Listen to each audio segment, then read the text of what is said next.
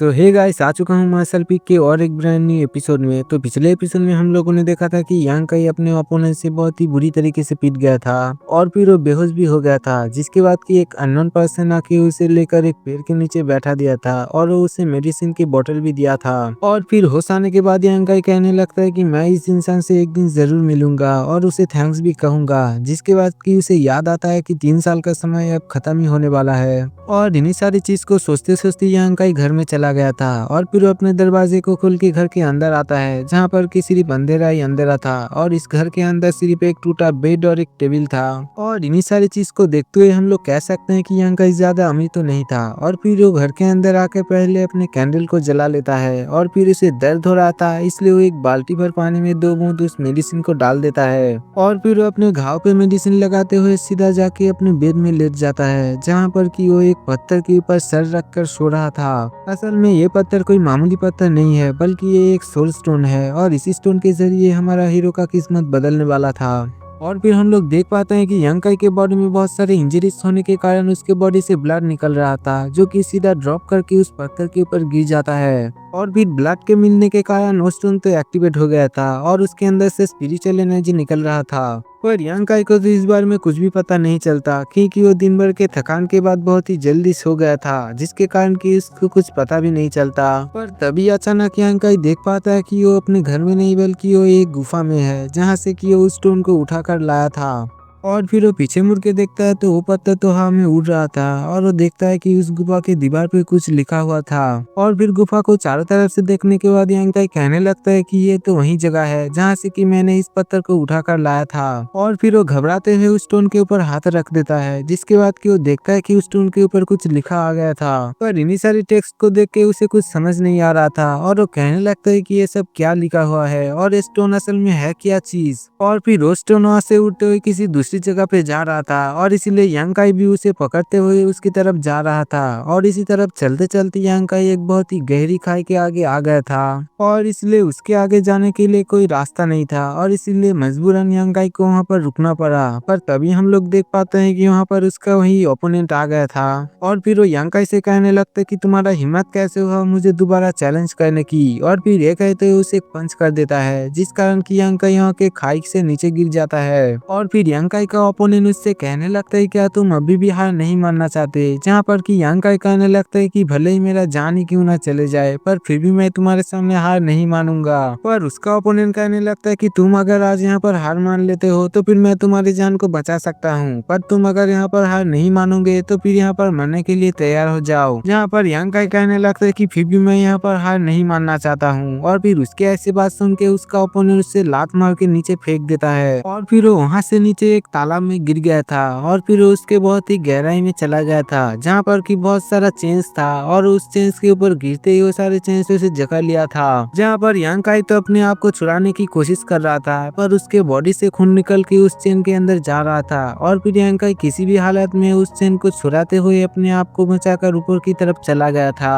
पर उसे पता भी नहीं चला कि उसके ब्लड के कारण वहाँ पर कोई जाग गया है। और फिर वो जैसे तैसे उस तालाब से बाहर आ गया था और वो बहुत ही घबरा भी गया था, जहाँ पर कि वो कहने लगता है कि इस तालाब के अंदर जरूरी कुछ गड़बड़ है, क्योंकि मुझे ऐसा लगा कि इस तालाब के अंदर कोई तो है जो कि मुझे इसके अंदर खींच रहा था और इसलिए मुझे जल्दी से जल्दी यहाँ से जाना चाहिए। पर तभी हम लोग देख पाते हैं कि उस तालाब के अंदर से एक गोल्डन स्केलेटन बाहर आ गया था और इस चीज को देख के तो यांग काई बहुत ही घबरा गया था और वो कहने लगता है कि तुम कौन हो और तुम यहाँ पर कैसे आए। और भी रोज स्केलेटन कहने लगता है कि मैं इस स्टोन के अंदर हजारों सालों से कैद हूँ और मैं हजारों सालों से बाहर की दुनिया से अनजान हूँ और मैं बाहर की दुनिया को देखा भी नहीं है, पर तुम यहाँ पर आते ही अपने ब्लड देके मुझे छुड़ा दिए हो और इसलिए अब मैं तुम्हारे बॉडी के ऊपर कंट्रोल लेके तुम्हारे बॉडी के साथ बाहर की दुनिया में जाऊंगा और वहां पर अपना लाइफ जीऊंगा और पूरी दुनिया पर अपना कब्जा जमाऊंगा। पर उसके ऐसे बात से तो यांग काई बहुत ही घबरा गया था और फिर वो गोल्डन स्केलेटन यांग काई को पकड़ लिया था और फिर वो उसके अंदर से सारे स्पिरिचुअल एनर्जी को अपने अंदर सोख रहा था। जहाँ पर वो स्केलेटन यांग काई से कहने लगता है कि तुम तो अपने लाइफ से बहुत ही तंग आ चुके हो और तुम हर बारी हार जाते हो और इसलिए तुम आज हार मान ही लो, जिसके बाद कि मैं तुम्हारे बॉडी को लेके बाहर की दुनिया में जाऊंगा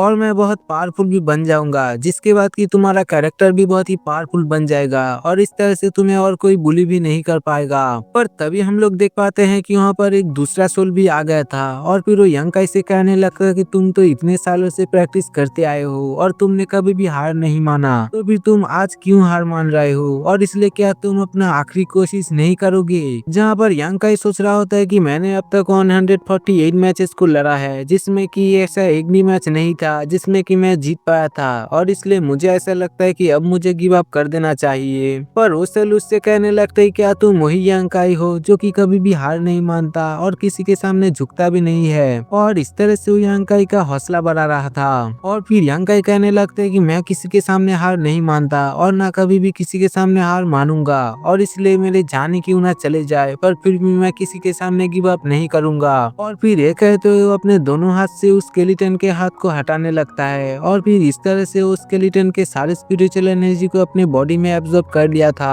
और इस चीज को देख के यंग काई तो बहुत ही हैरान था और वो कहने लगता है कि ये पहली बार है जिस बार की मैं जीत पाया हूँ। और फिर हम लोग देख पाते हैं कि उसके बॉडी से बहुत सारे स्पिरिचुअल एनर्जी अनलिस्ट हो रहा था। पर तभी यंग काई को होश आ जाता है और फिर वो देखता है कि वो अपने रूम में है और वो अपने बिस्तर पे सोया हुआ था, पर वो देखता है कि उसके बिस्तर पे वो स्टोन नहीं है और इसलिए वो इस चीज को मानते हुए अपने प्रैक्टिस को करने लगता है। पर तभी उसे महसूस होता है कि उसकी बॉडी तो पहले से और भी ज्यादा भारी हो चुका है और फिर वो कहने लगता है क्या स्पिरिट बॉडी होने का यही फायदा है कि बॉडी ज्यादा भारी हो जाता है, तो इस तरह से तो प्रैक्टिस करने में बहुत ही दिक्कत होता होगा। और फिर वो अपने स्टोन के बारे में सोच रहा था, पर तभी वो देखता है कि वो स्टोन उसके हाथ में आ गया था और फिर उसका बॉडी बहुत ही हल्का हो गया था। और इस चीज को देख के यंग काई को समझ आ चुका था कि ये असल में एक सोल स्टोन है और ये बॉडी के अंदर ऐसे छुप जाता है जिससे कि किसी को पता भी नहीं चलता। और फिर वो अपने आप से कहने लगता है कि ये तो असल में एक तरह का ट्रेजर है और इस तरह का ट्रेजर तो असल में इनर कोड के डिसाइपल लोग के पास होता है और इसलिए अगर इस बारे में किसी और को अगर पता चल जाएगा तो फिर मेरे लिए बहुत ही प्रॉब्लम क्रिएट हो सकता है। और इन्हीं सारी चीज को सोचते हुए वो जल्दी से जाके अपने घर के सारे खिड़कियां और दरवाजे को बंद कर देता है और फिर वो आके फिर से उस स्टोन को देखने लग गया था।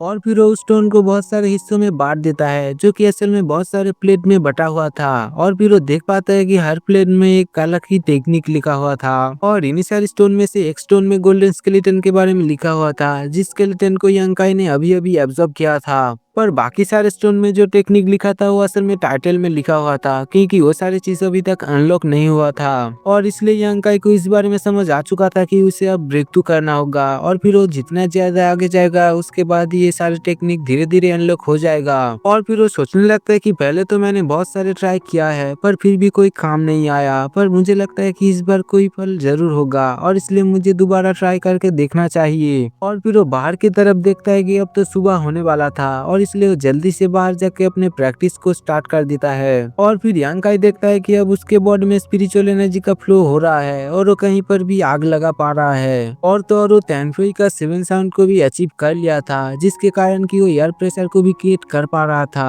और अब इसलिए वो अटैक भी कर पा रहा था। और फिर वो कहने लगता है कि मैं तो अटैक कर पा रहा हूँ पर इसका रेंज कितना है। और फिर ये कहते हुए अपने अटैक को दूर रेंज में करने की कोशिश करता है, जहाँ पर कि वो देख पाता है कि वो बहुत दूर तक अटैक कर पा रहा है। पर तभी उसे महसूस होता है कि कोई उसके ऊपर नजर रख रहा है और इसलिए वो चारों तरफ देख रहा था पर उसे वहाँ पर कोई भी नजर नहीं आता है और इसलिए वो कहने लगता है कि शायद मैं ही कुछ ज्यादा ही सोच रहा हूँ। पर तभी से के टावर से घंटे की आवाज आता है, जिसका मतलब यह है कि अभी यंग काई को काम पे जाना होगा और इसलिए वो ज्यादा ना सोचते हुए अपने काम की तरफ चला गया था। और फिर इसी के साथ ये एपिसोड खत्म हो जाता है। दोस्तों इसका नेक्स्ट एपिसोड बहुत ही जल्द आ जाएगा और इसके लिए आप लोग चैनल को सब्सक्राइब जल्दी से कर दीजिए।